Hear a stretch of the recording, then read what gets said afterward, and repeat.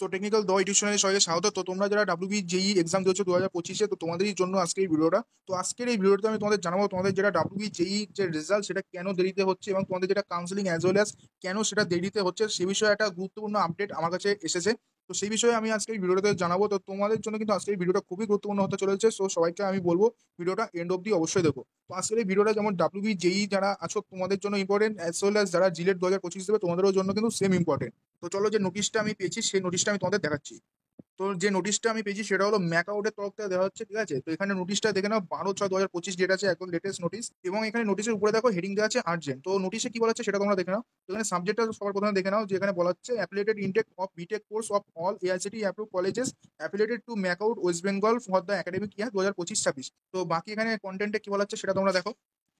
তো এখানটায় বলা হচ্ছে enclose please find herewith the affiliated intake of BTech course of all AICTE approved colleges affiliated to MAKAUT West Bengal of the academic year 2025-26।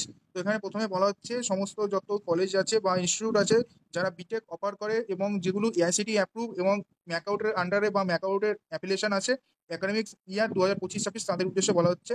যেখানে বলা হচ্ছে kindly note that the said affiliated intake has been prepared on the basis of the submission of the AICTE approved letter। এখানে বলা হচ্ছে যেটা intact capacity আছে সেটা prepare করেছে AICTE approved লেটার যেটা সাবমিশন করা হয়েছিল ম্যাকআউটে সেটা ভিত্তিতে, receive by the college in the web portal to the university. তো তারপরে বলা হচ্ছে you are requested to kindly check the applicated intake of BTech course in the respect of your institute which will be sent to the government for preparation seat matrix for the counselling purpose. তো এখানটায় further বলা হচ্ছে MAKAUT যে capacity ইনটেকটা পেয়েছে approve letter থেকে, সেই ইনটেকটা প্রতিটা institute বা কলেজকে বলা হচ্ছে যে তোমরা একটু ভেরিফাই করে নাও।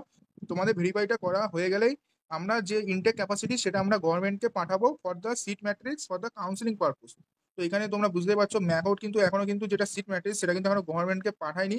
এখানে সিট ম্যাট্রিক্সটা এখনো কিন্তু পেন্ডিং আছে, ঠিক আছে। কাউন্সিলিং পারপোজের জন্য যে সিট ম্যাট্রিক্সটা পাঠানো হয় সেটা কিন্তু এখনো পাঠানো হয়নি।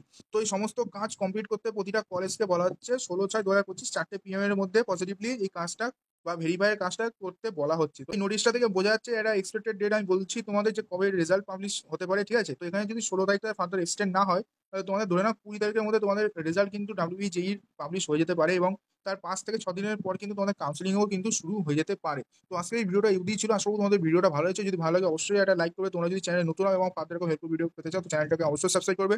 তো দেখা হচ্ছে নতুন একটা ভিডিওর সাথে, ততক্ষণ বাই বাই।